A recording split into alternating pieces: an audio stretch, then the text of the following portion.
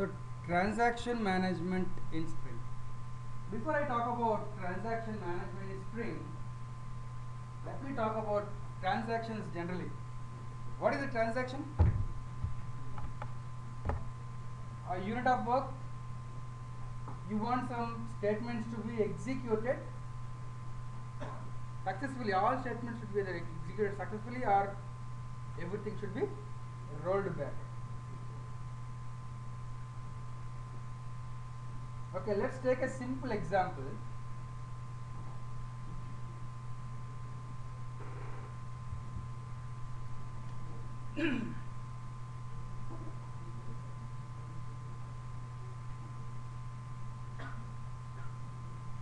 I am developing an application for purchasing books online. This is a very good example. I am trying to develop an application for purchasing some books online. You can buy books online, right? So for purchasing a book online, what we do is we add some books to cart and then finally check out. Once we check out, whatever books have been added to cart have to be purchased. That is simple logic. But for purchasing a book, whenever a book is purchased, maybe we want some lot of things to be done. But in your database, you might be managing a stock table might be there, where you have to reduce the book count by 1 whenever you purchase it, right? And maybe you need to update another table of transactions. You may want to keep all the transactions in a transaction table. Amount of 500 rupees is purchased at this time by this client, like that. Let's say you have a table of book transactions.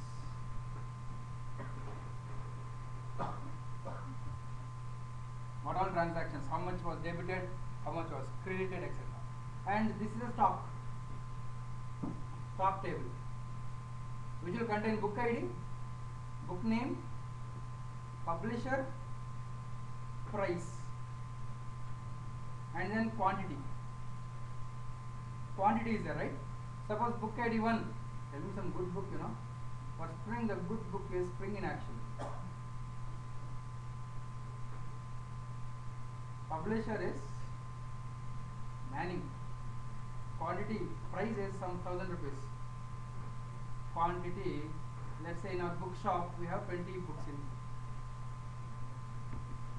Like that, this stock table is having a lot of books. If I am writing an application which will we use for purchasing books online, whenever I want a book to be purchased, I want stock to be reduced here and one entry to be inserted inside a transaction table, and then I want to go for credit card processing. Once credit card processing is successful, I should commit everything. If after doing these two steps, if credit card processing fails, these two things also should be right.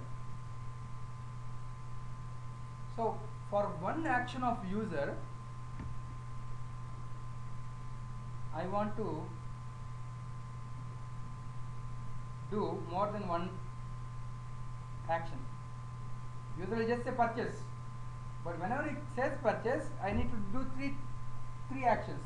One is to reduce the stock quantity, one is to write an entry here, and again one is to do credit card transaction, right? Generally what we do is we write a facade. What is a facade? But according to facade design pattern, when you want to do multiple actions for a single user action, you call a method a facade. Facade will do all the things internally, right? So let's assume that I am writing that thing, right? There is a class, I will write a class called as book manager.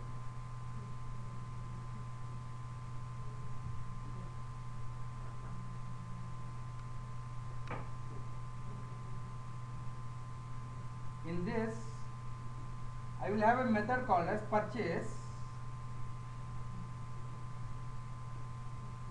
books.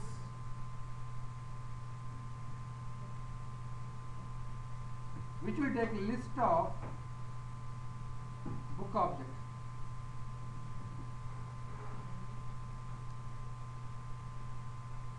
This is if I said client will always call this method. Whenever he calls this method, I want some 3 actions to be done, right? I want some 3 other methods to be called. Those methods are present in another class, right? I'll say book manager. I'll write another class called book manager, and in that maybe one method to decrease stock quantity. Write to transaction table is one method. Charge credit card is one method. Let's assume. Right? 3 methods I need to call. So client will call on this method, and this object is going to call methods on some other object. That's the scenario. Now where the transaction should be started? I want everything to be done or none of them to be done. What will happen if after decreasing stock quantity and after adding a row inside transaction table, if credit card processing fails, everything should roll back, right?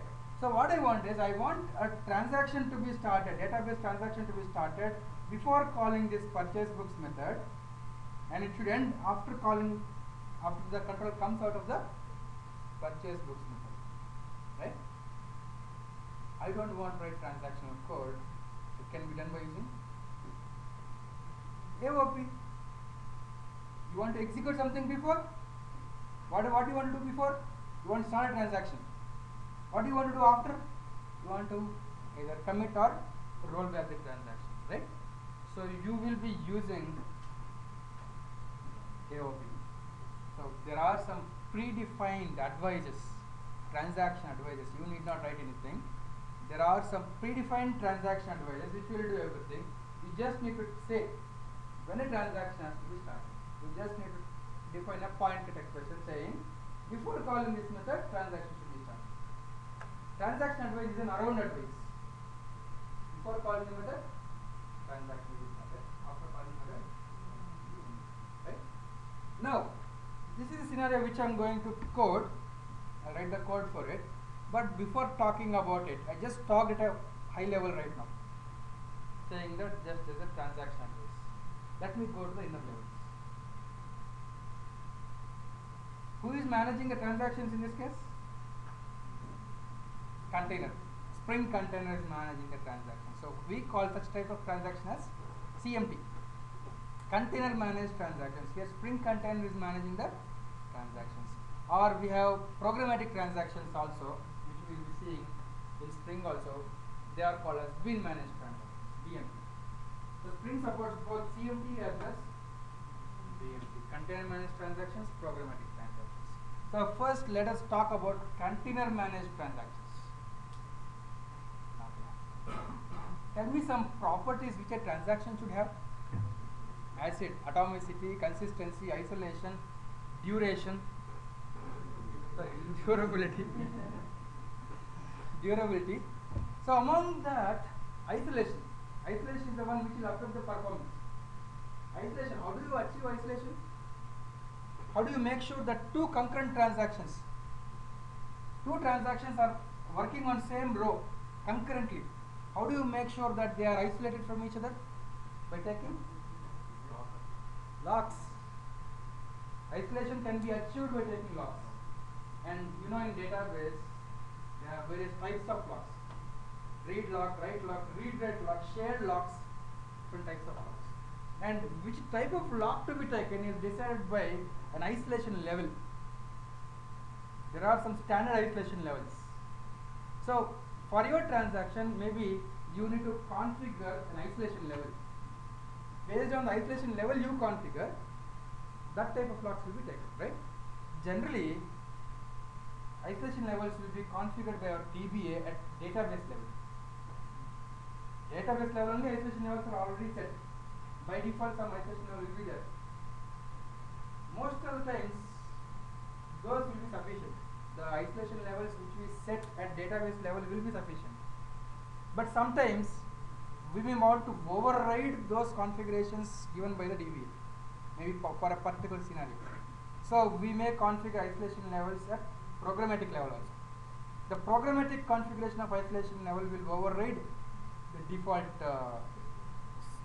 database administrator configuration, right?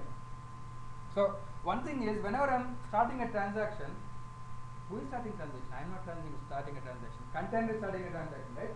So I should configure container what type of isolation level to be used. So every transaction will have some attributes. Isolation is an attribute which I need to configure.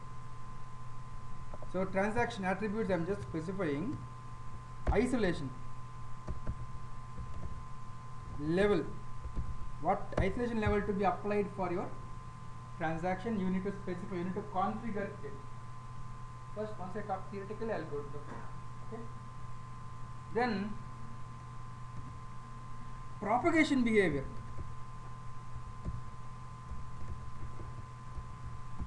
What is this propagation behavior? To the container, you should say how one transaction should be propagated from one method to other method. Let's talk about with a simple example. About propagation behavior is very important in transaction management. Let's assume that there are two methods. A class A, to make it simple, I have two classes, class A, class B. Inside this, there is a method called as purchase books, which is taking list of books, right? And here in class B, this is acting like a facade, right? And here inside class B, I have a method called as purchase book, which will take one book out. Let's assume that this is scenario, right?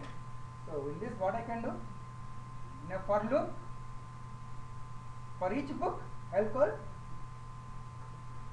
this method, right? Assume that this is a scenario, right? Now I have a scenario which says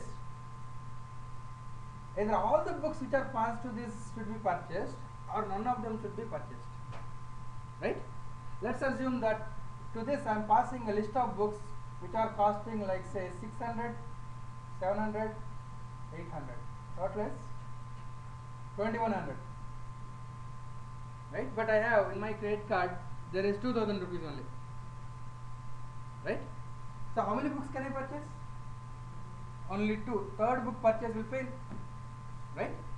So if I have a rule saying either all of the books should be purchased or none of the books should be purchased, how should I configure my propagation behavior? You are calling from this method, you are calling another method, is that? So now see here, whenever you are calling this method, container will transaction advice will be called.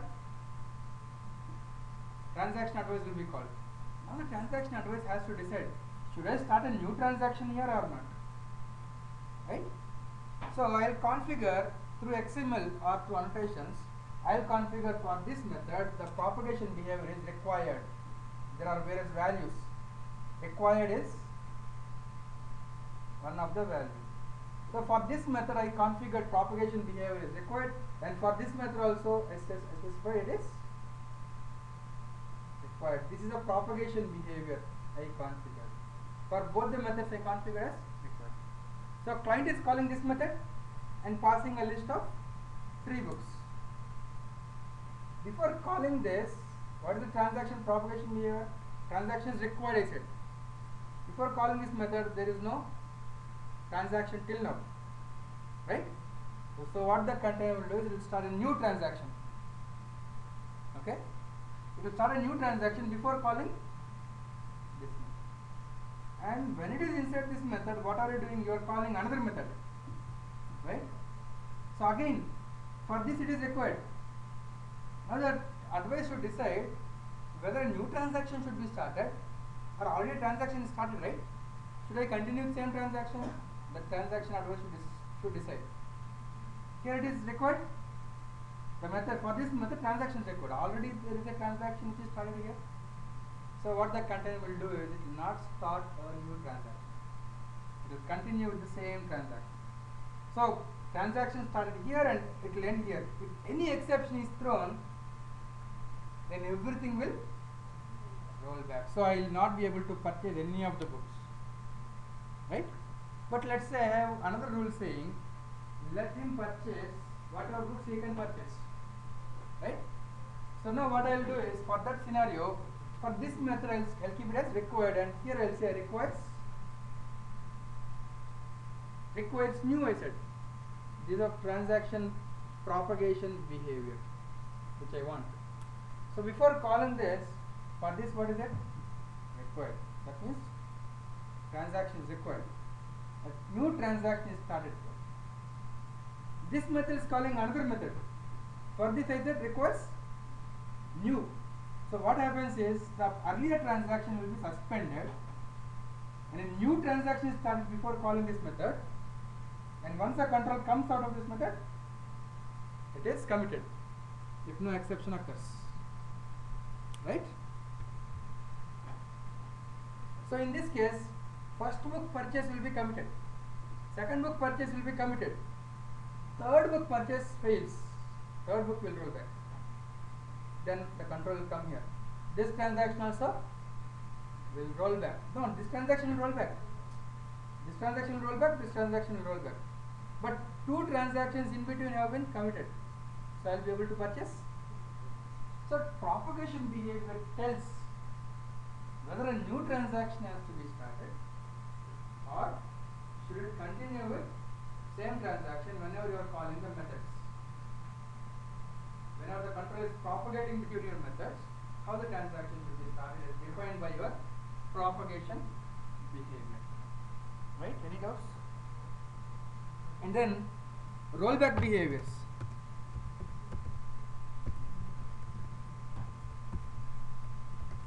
So if any exception occurs, will it be rolled back?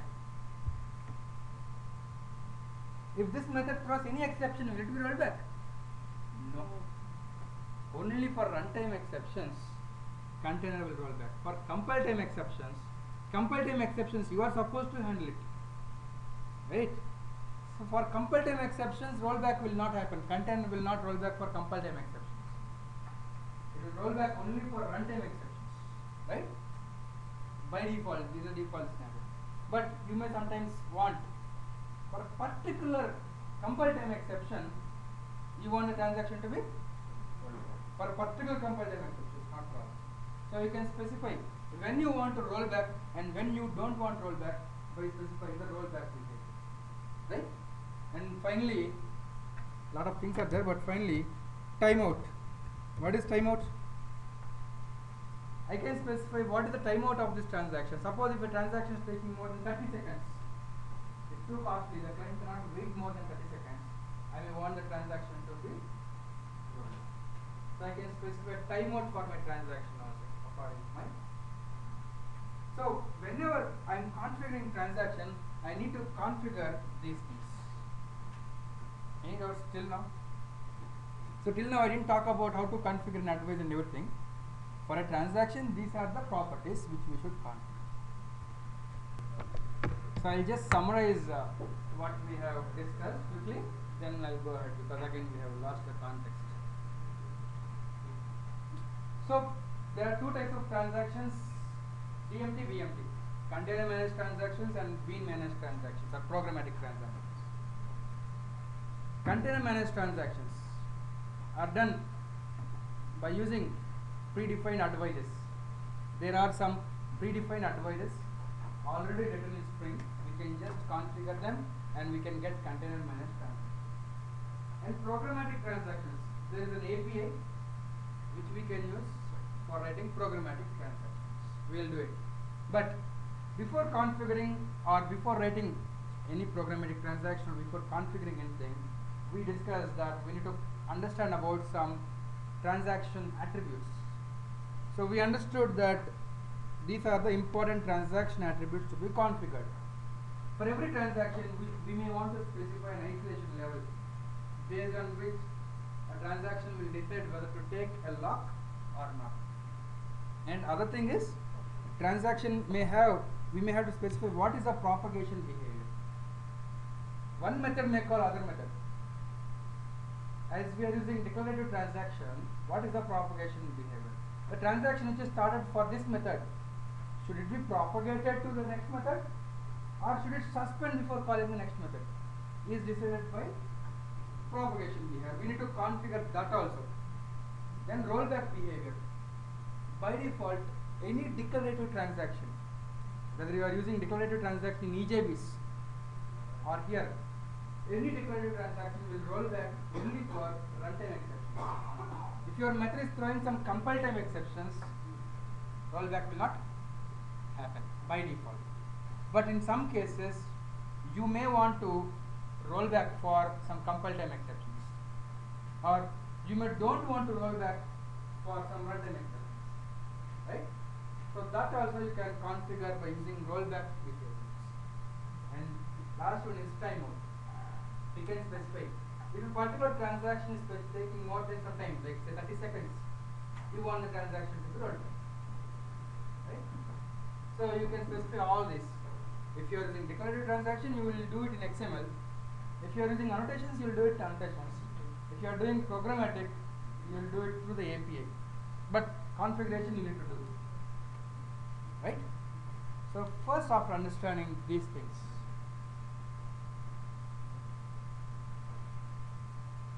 let me talk about one more thing called as transaction manager.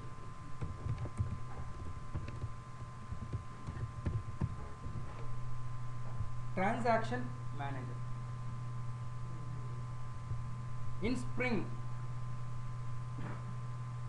supports JDBC. Yesterday we have seen the JDBC support given by Spring.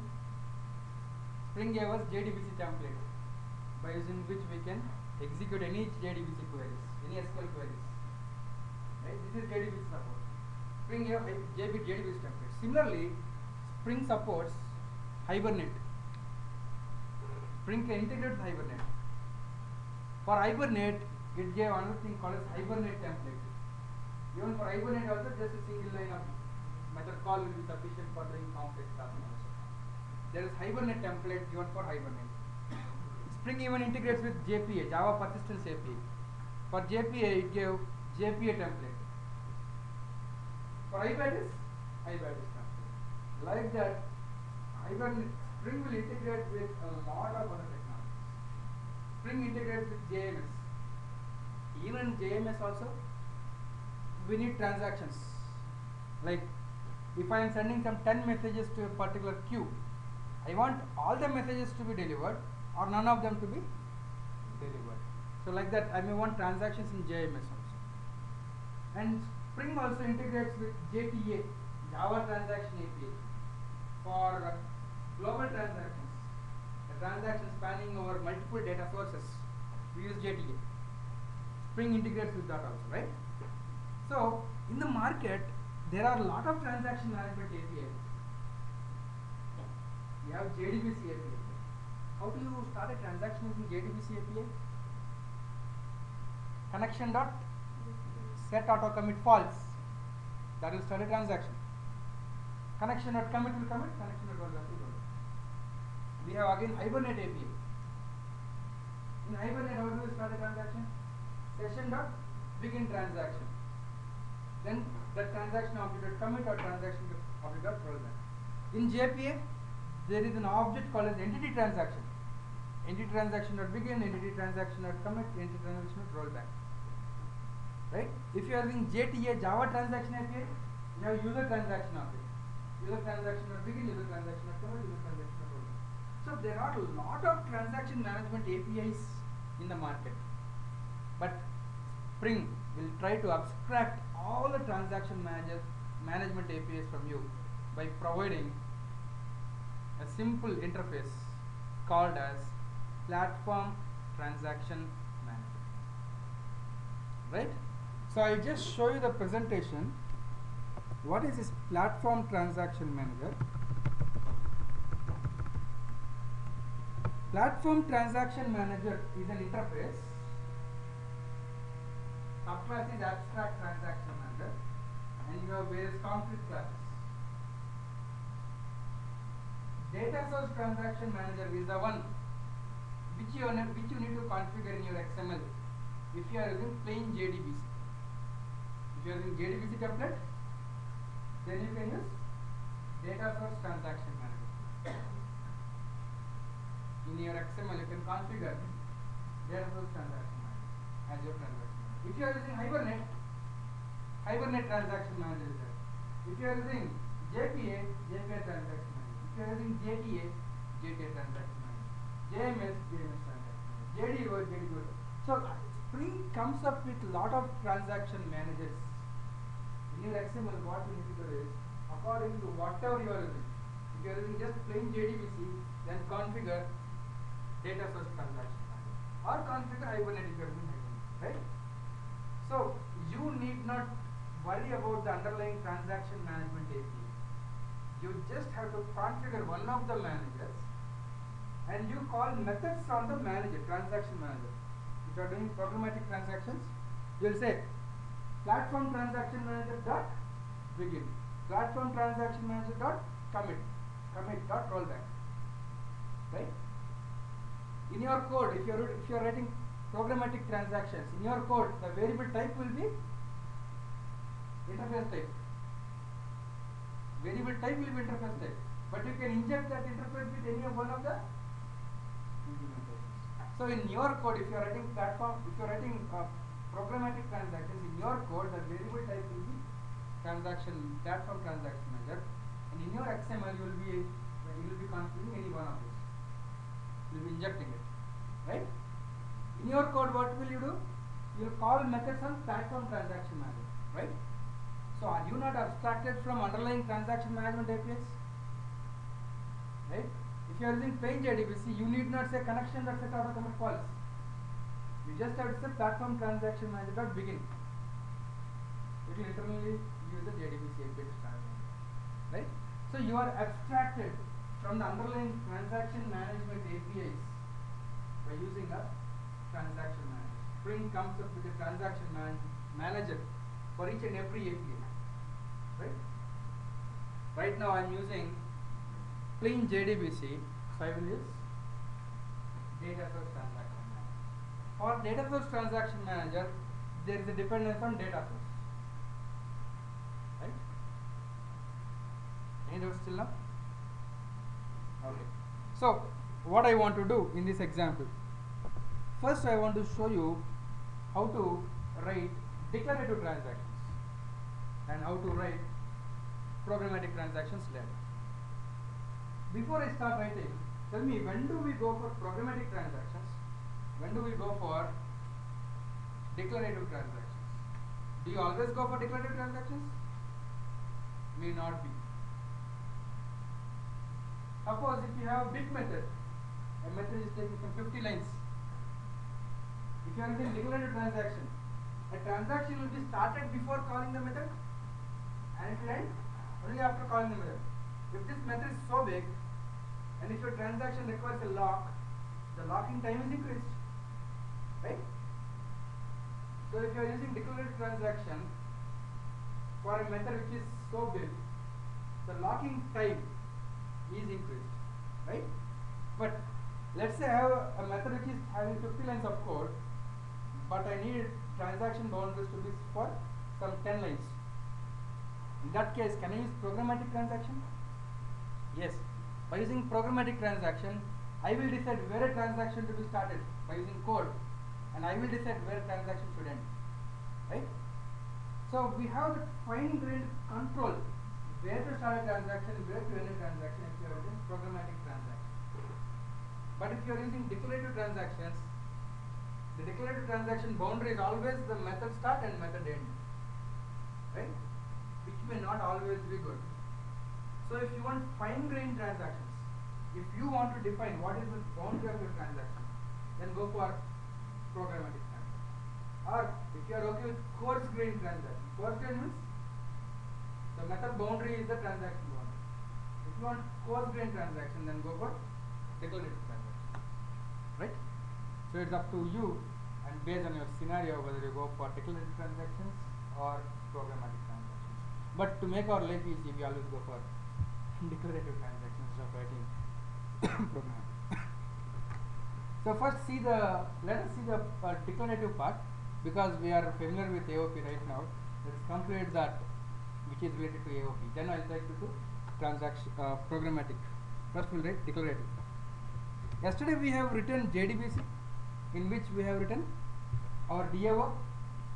In DAO we have a insert employee method, which will insert one employee. Right? Now today what I want to do is, I want to write a class called employee service. This is DAO layer, data access layer. In service layer I will write a method called employee service, which will have a method called as insert employees, which will take a list of employees. Right? From service layer, in service layer we can write some business logic. After doing some business logic, what I will do is, in a loop I will call this, right? And I'll talk about various rules. Like I'll say sometimes I want all the employees to be inserted or none of them to be inserted, or I may want some of the employees also to be inserted. I'll talk about various transaction rules. Okay, so I'm just interested in insert method. Okay, so what I'll do is I'll create a new project for transactions and copy paste these DAOs. New Java project. 09 declarative transactions, or CMT I'll say, container managed transaction. Add libraries.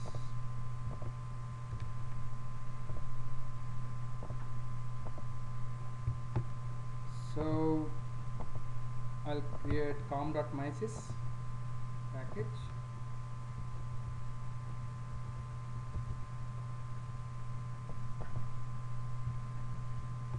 Okay, then go to Spring JDBC support, copy pasting employee DAO and employee, that's all. Two classes, and then I will write the XML. So in employee DAO, it's extending JDBC DAO support, and I am interested only in insert method right now. Ignore all the other methods also. I'll just, to make it simple, maybe we'll just have only insert method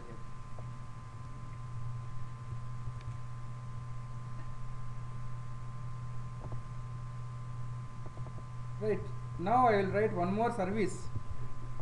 I'll just write a new package, com.mysys.services. And also it's a good practice to keep it inside DAO, com.mysys.DAO. I'll drag and drop this employee DAO here. So I have services and DAOs. In services I'll write employee service.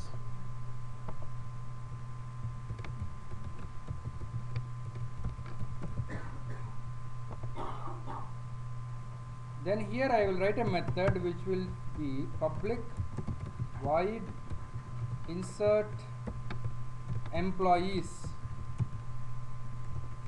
which will take a list of employees.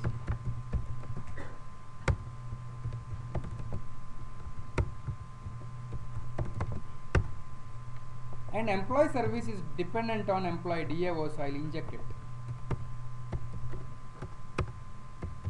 Private employee DAO,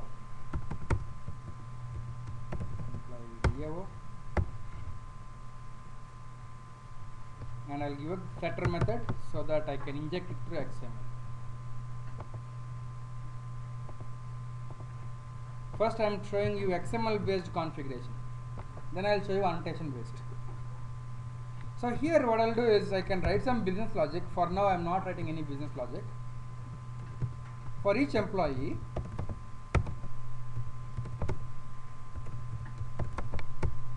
I'll call employee DAO dot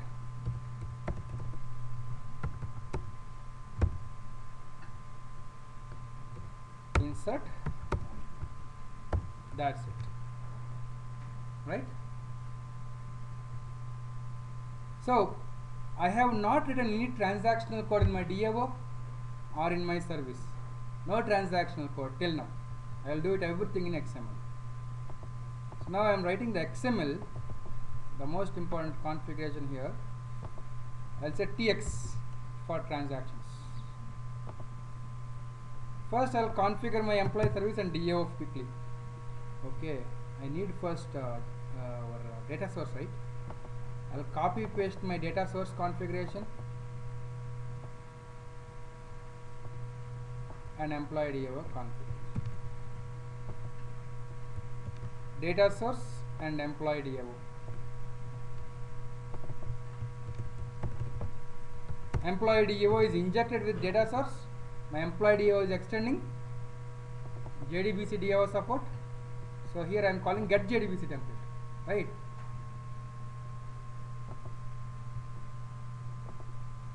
Now employee DAO is configured and I'll create employee service.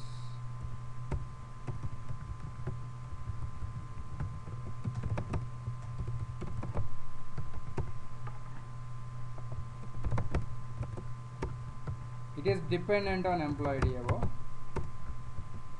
so I am injecting it to XML. That's it. Now I will configure transactions. There is a transaction advice, predefined advice called as transaction interceptor. Being class is equals to transaction interceptor. Actually this is an around advice.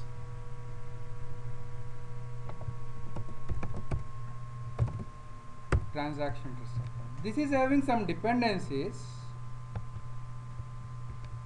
Okay, before writing the dependency I need to configure transaction manager.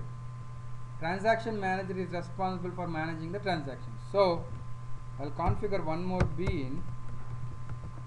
Class is equals to what transaction manager should I use? Data source transaction manager, because I'm using plain JDBC. So data source transaction manager.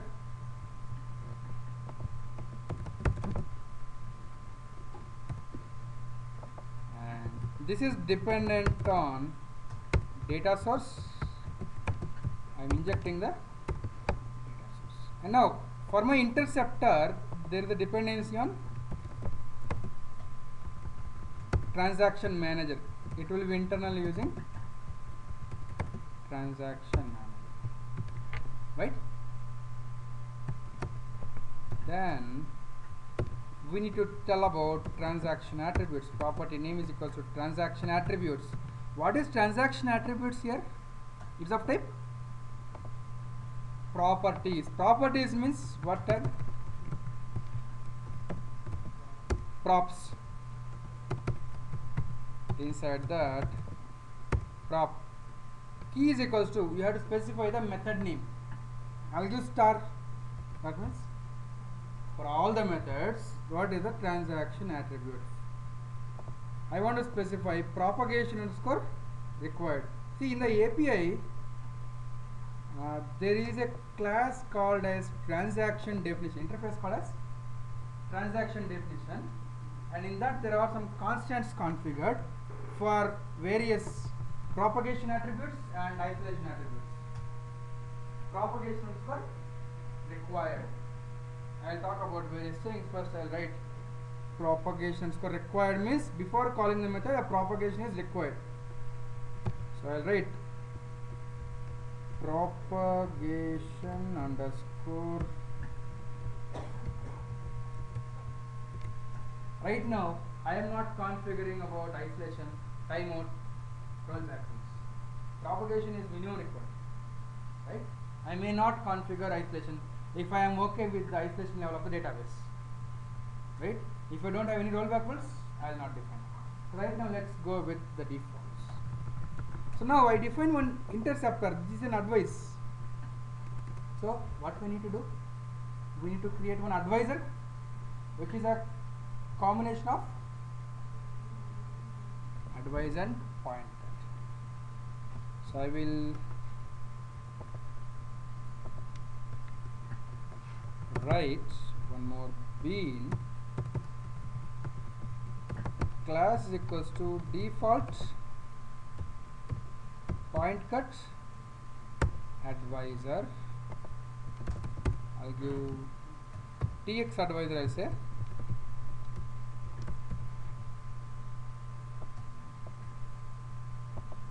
where I will configure property point cut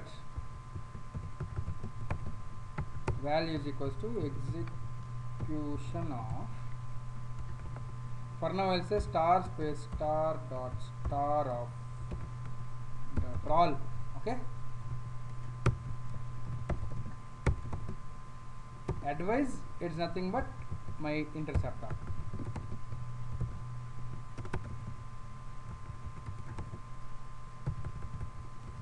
So I configured a point cut and an advise. Then I want the proxies to be automatically created. What is the bin?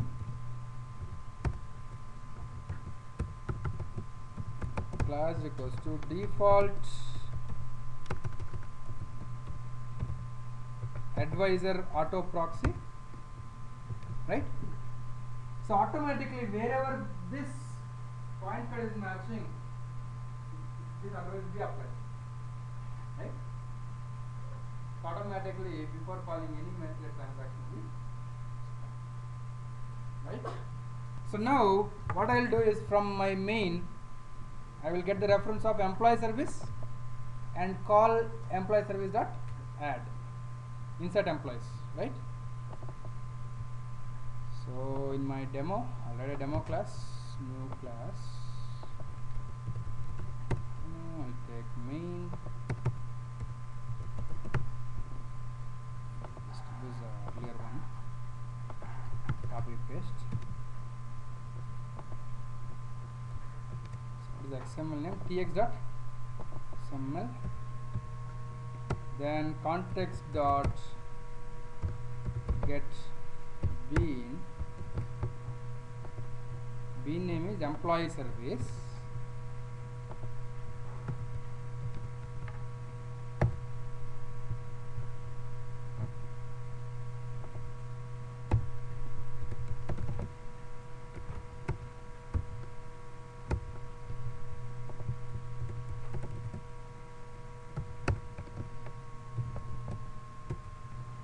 now I want to call insert method, insert employees method. So I'll just prepare a list of employees. Is my employee having constructor? I'll give a constructor for my employee which will take only ID and name. Right now I'll just give ID and name for simplicity. So I'll prepare arrays dot as list new employee of ID is 3 comma, the name is A, comma new employee of ID 4 and name I'll give as. So I'll be getting a list of employees. I'll take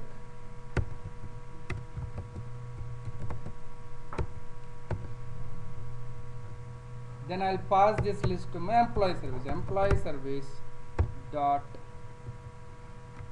employee service dot insert, right? Let me show you my database before I go ahead.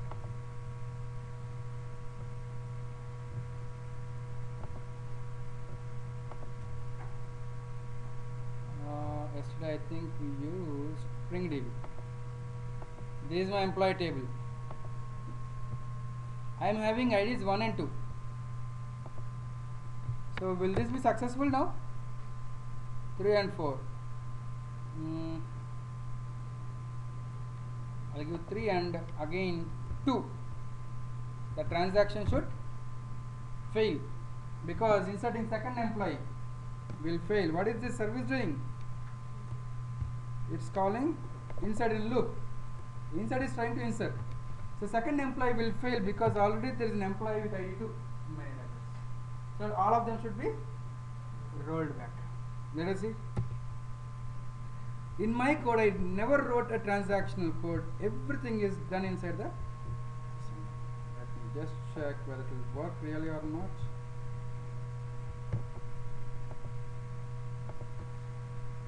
I should get an exception and I should not see any of the rows inserted inside the database.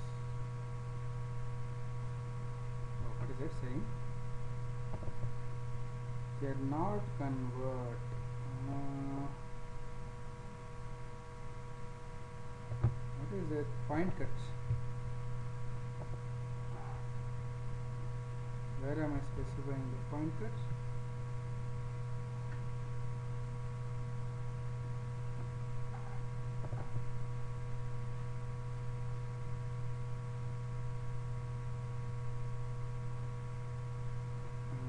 Let me just check the exception.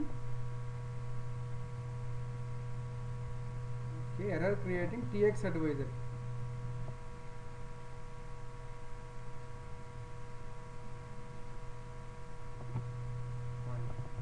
TX advisor.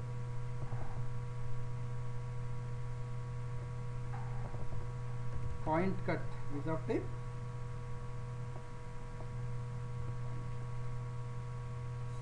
Okay, where do I specify point cut?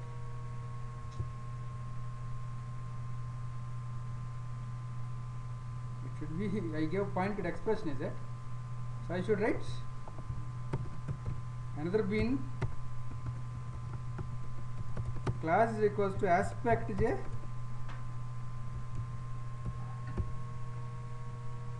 expression point. Okay, I'll use this one whenever I'm using aspect j.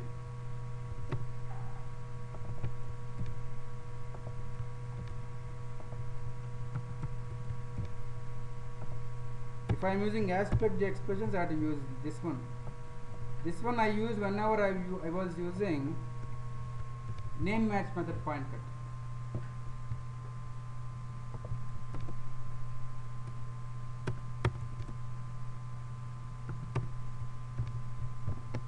Now I'll run the demo again.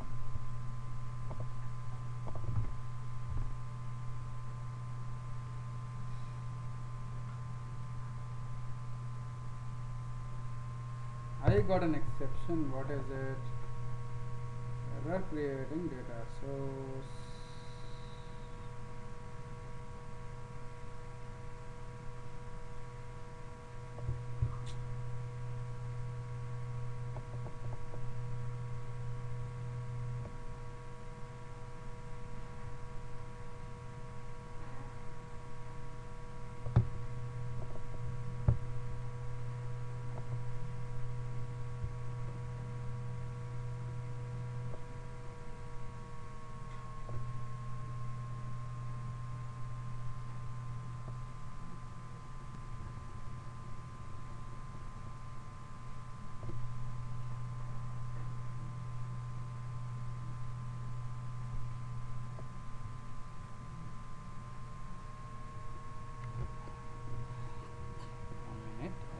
Check.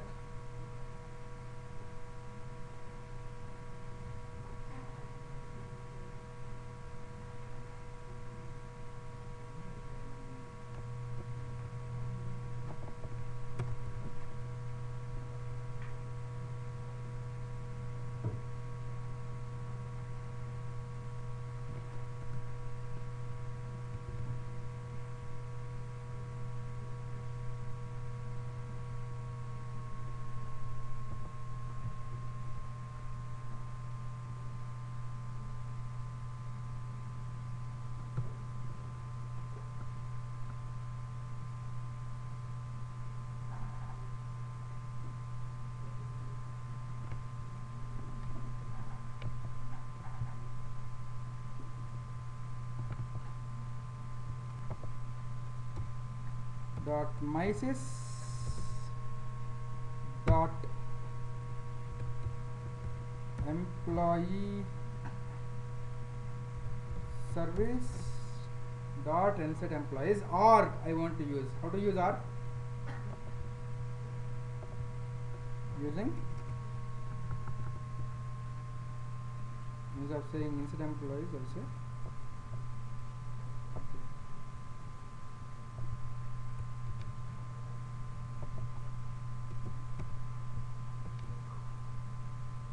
then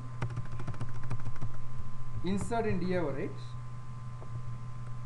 Employee DAO dot insert.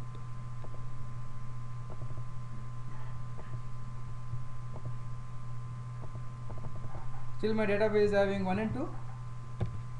Now I will run this. I should get a unique constraint exception, primary key constraint exception.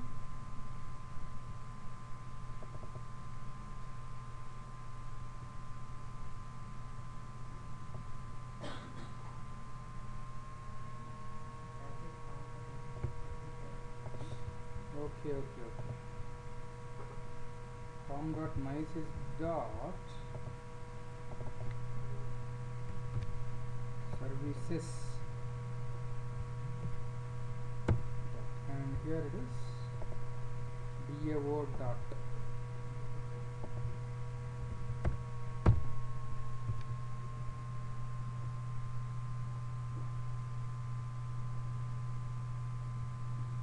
Now I will run.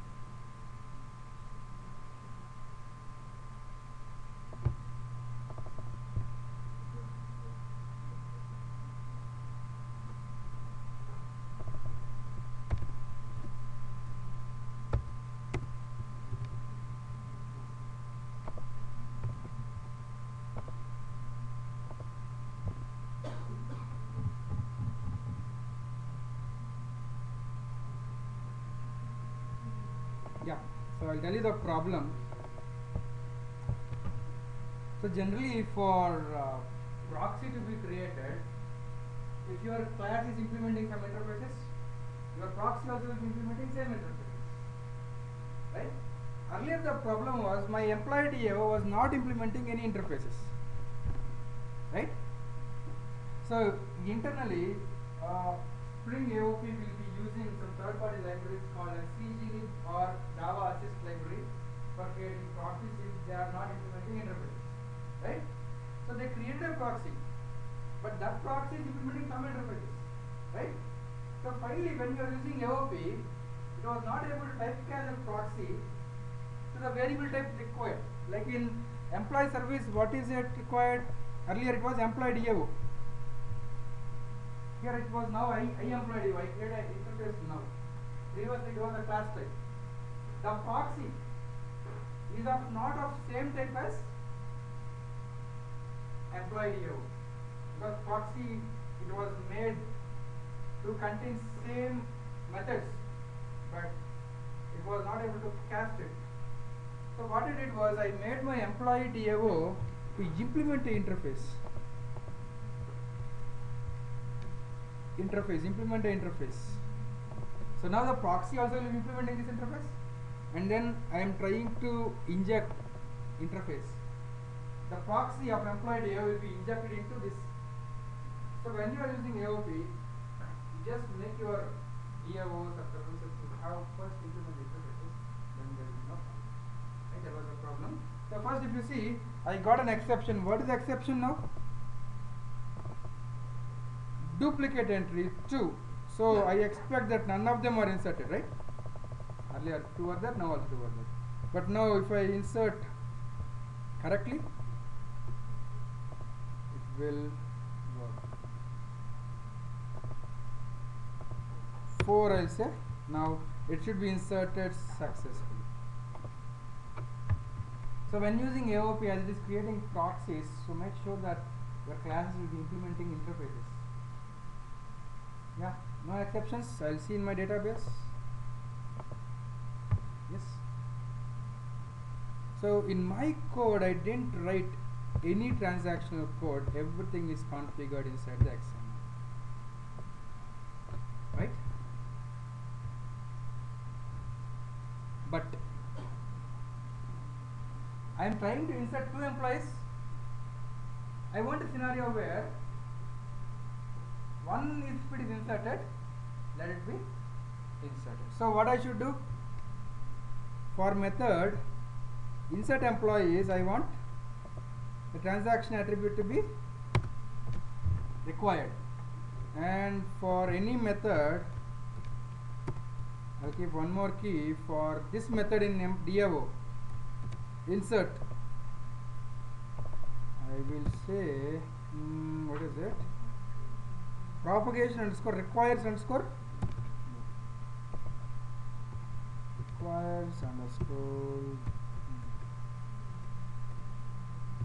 right. So one of the first employee should be inserted now. Right, now let me go to demo.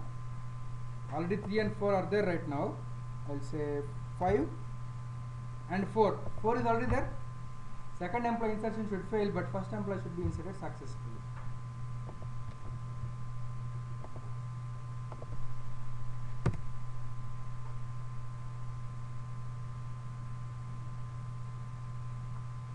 I should get an exception again saying that duplicate entry 4, but in my database 5 is right.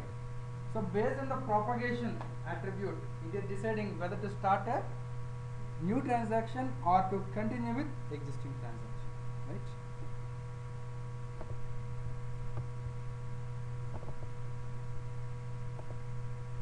Any doubt still now?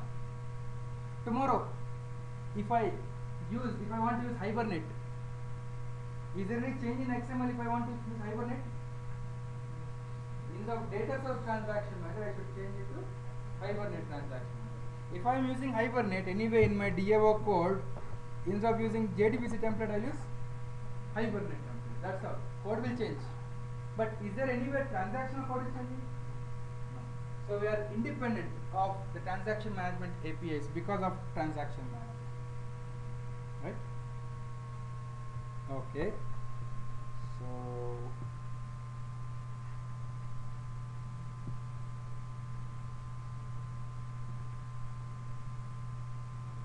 how to configure,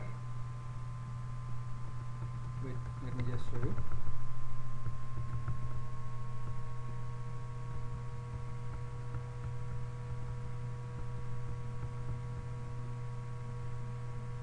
Isolation level.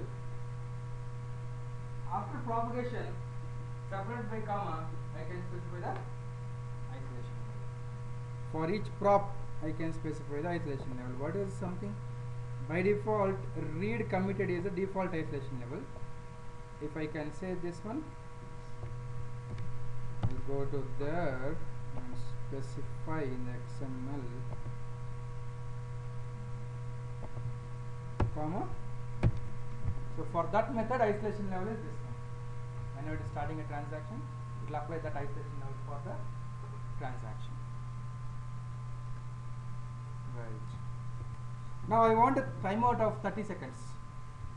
So how I have to do is comma timeout underscore 30. So the timeout of the transaction will be 30. This is the convention, right? And generally I said rollback rules. By default, any container managed transaction will roll back for runtime exceptions. But for some specific runtime exceptions, I don't want to roll back. Right? So I can use plus symbol is don't roll back, plus java.lang dot, suppose say arithmetic exception. Arithmetic exception, is it a compile time or runtime?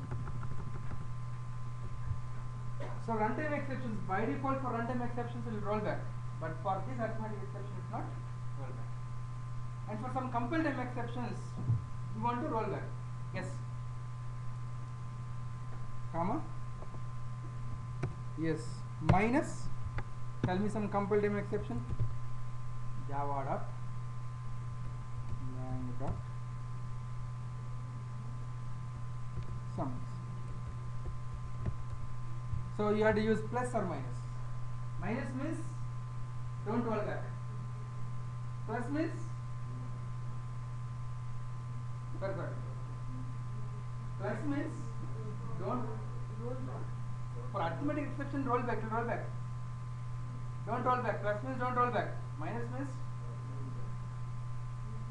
So this is how to configure the rollback rules also here, right? So we have seen in XML, now using annotations. I need not do anything. I'll just comment everything. Here I have only data source, employee DAO, employee service, transaction value. Now I want to use annotations. So go to namespaces and take TX namespace. Come back to source. Here you might have seen TX namespace is imported. Then you just have to say TX colon annotation driven. And then this requires transaction manager reference.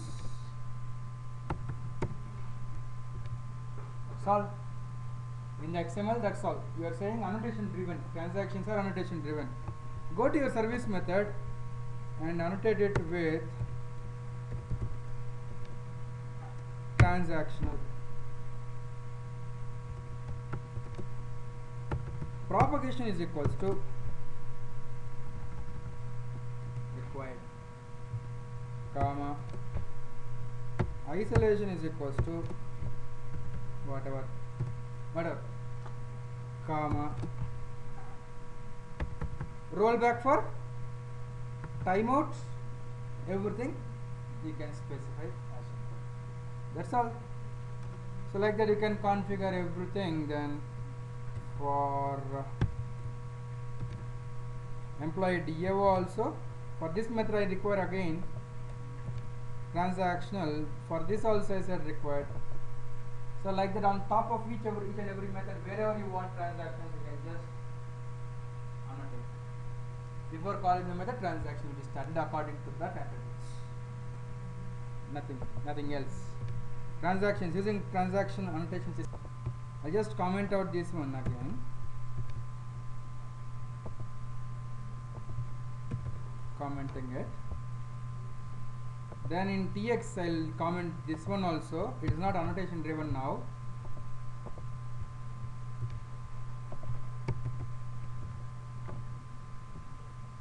You can use TX colon advice. This will define an advice. TX advice. I can give any name. It requires transaction manager. Okay. So you're defining an advice using namespace, TX namespace. Right? This is same as using transaction interceptor. Earlier we have to remember this class name. Now we need not remember the class name, that's all. Internal TX colon advice also is same as this one only. Now we need not remember, just use the namespace. And inside that we have transaction attributes.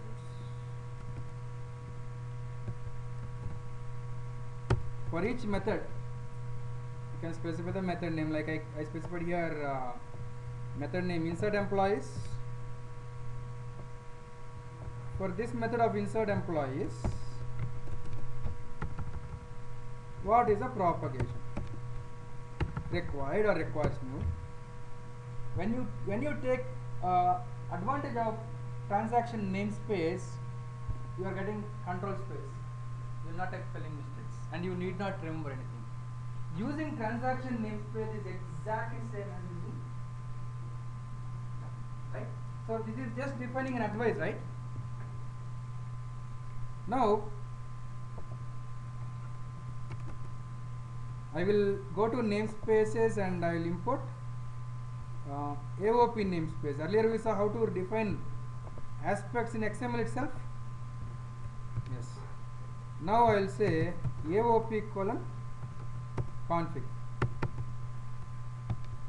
Then aspect.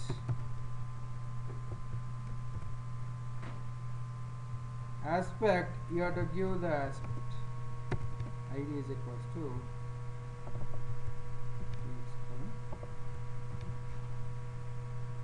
right. Sorry, not this one. 1 minute.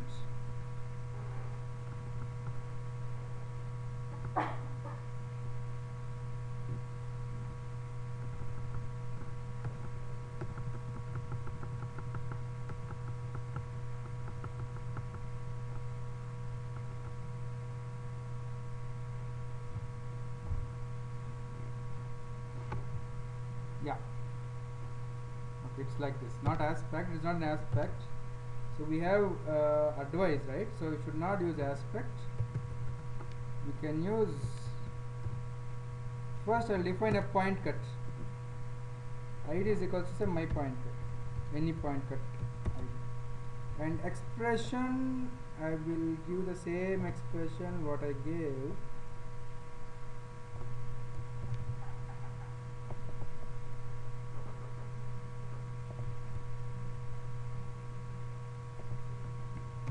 Then advisor, what is advisor? Advisor is a combination of advice plus point cut, right? What is advice? TX advice.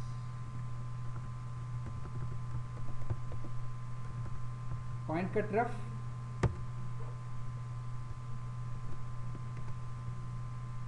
That's it. So I am using advisor and point cut. Advisor has everything.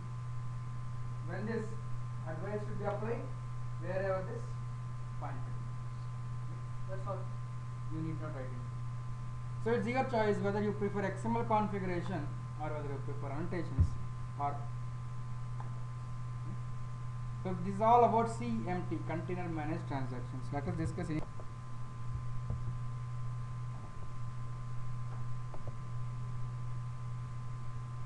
I'll just copy paste all the code but create a new project. I'll create a new project, BMT.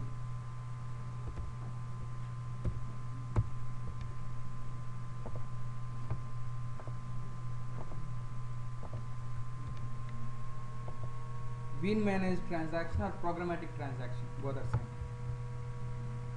So I'll just copy paste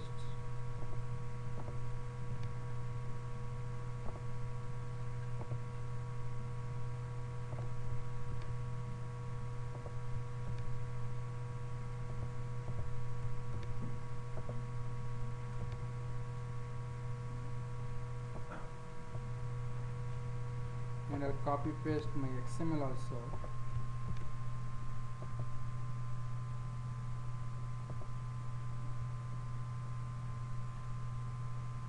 When doing programmatic transaction,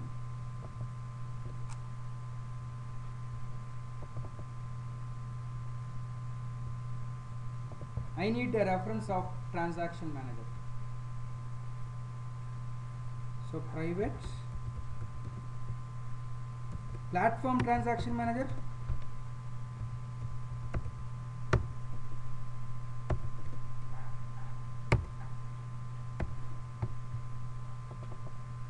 and I have to inject this platform transaction manager through XML. Okay, for that I'll give a setter method.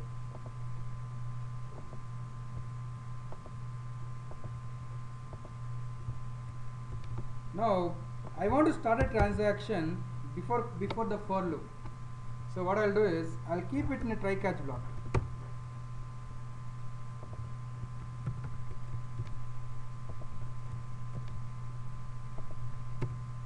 Before this try block, what I'll do is I'll say platform transaction manager dot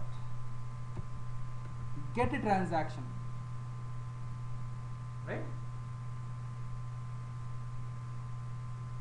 But for getting transaction, I need to define my transaction like isolation rules, propagation. I need to pass an object of transaction definition, right? So before I call get transaction, I need to create transaction definition. Transaction definition new. There is a class called as default transaction definition, which will have all the default values, right? I will pass this here. Now if I want to set transaction propagation behavior, what I can do is def dot set, sorry, we'll take it in the same reference, def dot set propagation behavior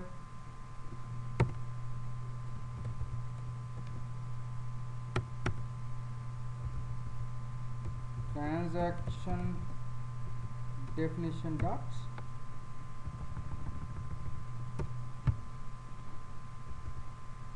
we can set like this, and similarly def dot set isolation level, set read only, set timeout, all we can set here, right?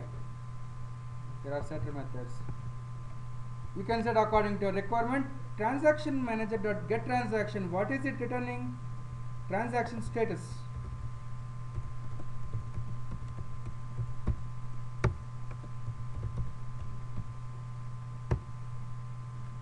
So this will start a transaction. Get transaction will start a transaction. And if everything goes fine in the try block, here I'll say platform transaction manager dot commit. It requires status object. I'll tell you why this status object is required. I'll pass. And if exception occurs in the catch block, platform transaction manager dot, and I need to pass the status. So our transaction will be started here, ending here, right? Now why this status? in your logic, not only you want to roll back, not only when exception is thrown. If some of your business condition fails, like after inserting employee, every employee, you may be writing some code, some business code, right?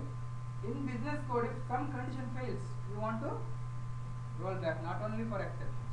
You may want to roll back for some business conditions also, right? So let's assume that after inserting every employee, you are doing some logic. If that logic fails, you want to roll back. So in that case, what you can do is, you can say status dot set rollback only, when not always. If some condition fails, I'll just set true now. Okay. If some condition fails, set rollback only. Now, what will happen? Let's assume that you are inserting 10 employees. After inserting 5 employees, for 6th employee, this condition failed, set rollback only is called, right? 10 employees. Without exception, all employee DAO dot insert is called. For 10 employees, employee DAO dot insert is called. You come here. This also will be executed. But will it really commit? No. Before committing, you check whether it is set rollback only or not. Here, what it is doing? It is setting a flag that saying that this transaction should be finally rolled back. Even the exceptions are not happening, maybe because of some business conditions you want to roll back. So this will set a rollback flag. Whenever you are committing, you are passing this object. The commit method checks, is this rollback flag set? If it is set, even though you call commit, it will not commit. That is the use of status. So you can programmatically roll back. Not only for exceptions, you can programmatically roll back. Right? Any doubts?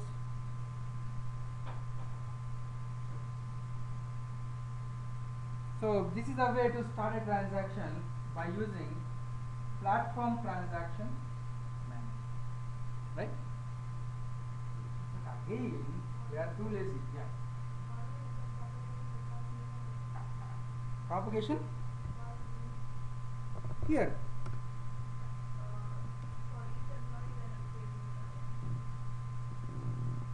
No. See, you are starting a transaction by saying platform transaction manager get transaction.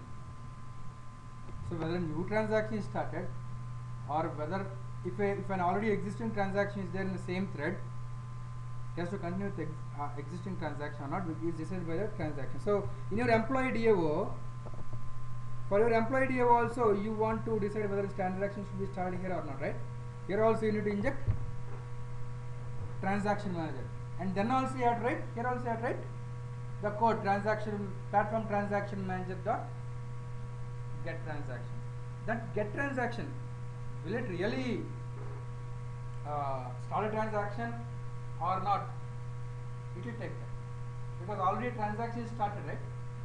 You are injecting the same transaction manager here also. For service, same transaction manager object. For DAO also same transaction manager object. And now you are saying get transaction, the transaction manager will decide whether a new transaction manager is required or not, right?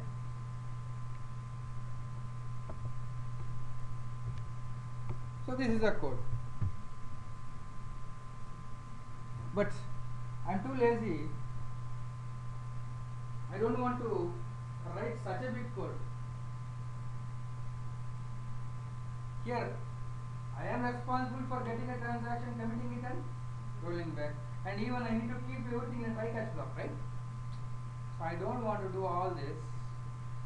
So for doing all the common steps, yesterday we used JDBC template for doing the common steps. What are the common steps here? From transaction manager getting transaction, keeping it in a try-catch block. If everything goes fine, committing. If else, rolling back. These are all the common steps. Why should I write a transaction? Why should I write a try-catch block? I don't want to do it. Right? So there is transaction template for us. Right? So don't use platform transaction manager directly here. Use transaction template. Private transaction template and I will give a setter method for it.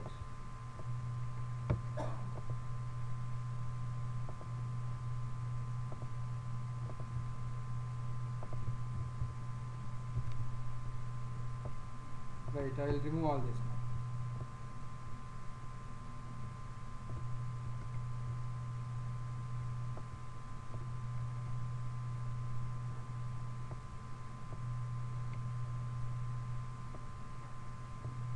This is my simple code.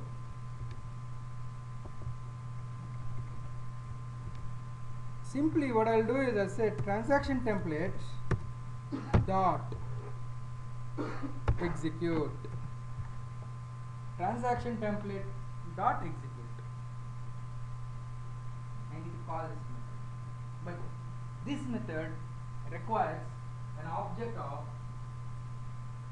transaction callback. So see how I'm doing it. I'll say new transaction callback.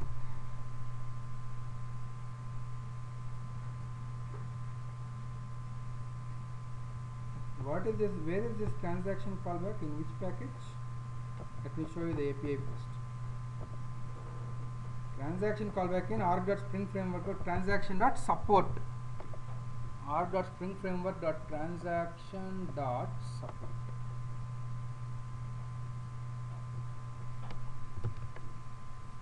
Transaction callback.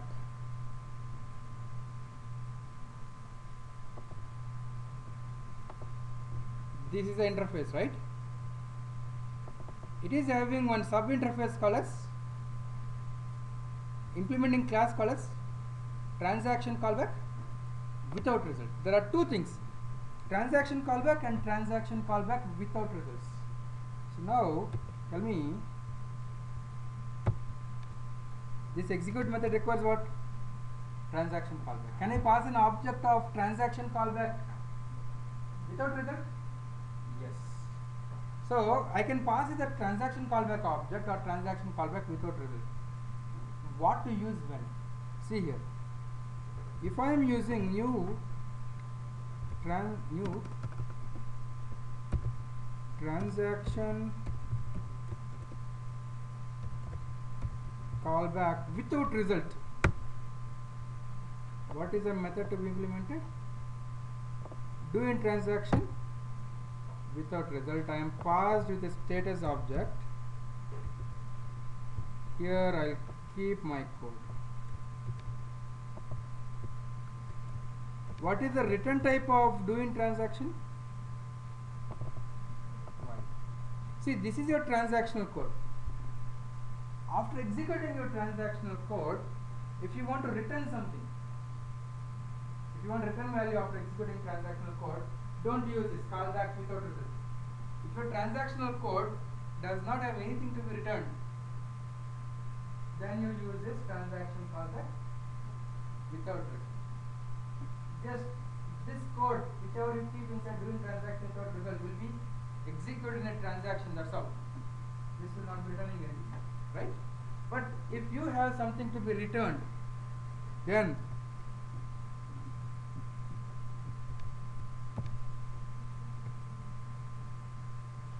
use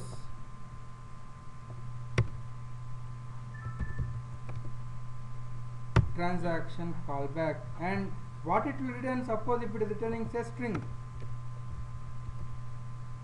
you have to implement a method here. The return type is string. What is the return type of execute method?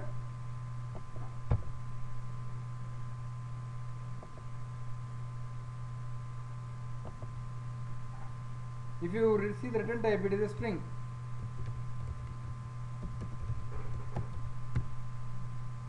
Whatever is returned by this doing transaction, according to this it's string, right? Whatever is returned by this method will be returned here. So if you have some transactional code to return something, then use transaction callback. If you have some transactional code and you don't want to return something, then you can use transaction callback, right? So in this scenario, transaction callback without result is fine for me because I am not returning anything after executing transactional code. Okay, now tell me, why am I getting error here? If you are using any variable in your inner class, the variable should be final, otherwise the compiler will not agree.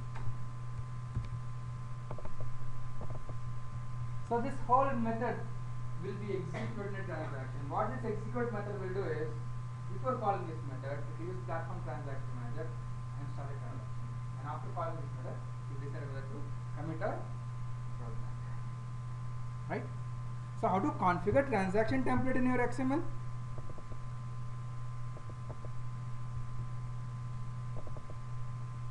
The last thing here, I'll comment this one also.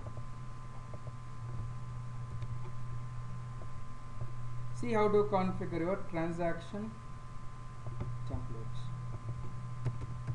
I'll write a bean class is equals to transaction templates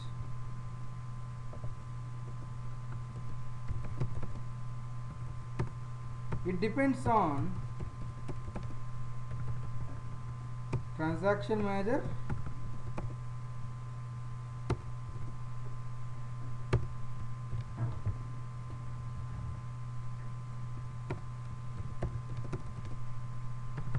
here you can specify there are dependencies like propagation behavior, timeout rules, isolation level, everything. You can inject whatever isolation levels, propagation behaviors you want here itself for the transaction template. And now I have to inject this transaction manager to my service.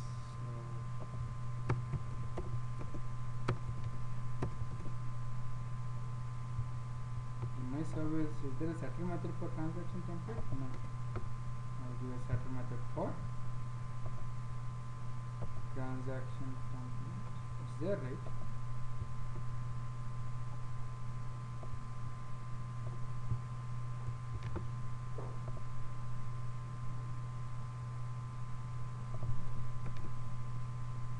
Why is it not showing me?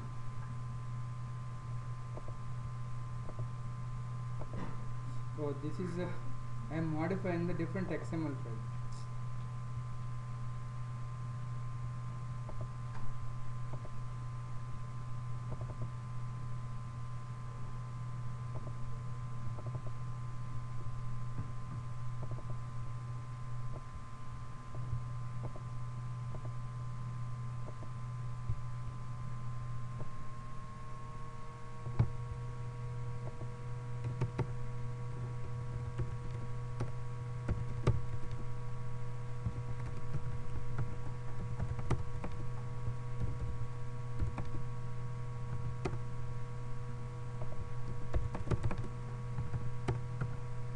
Depends on transaction manager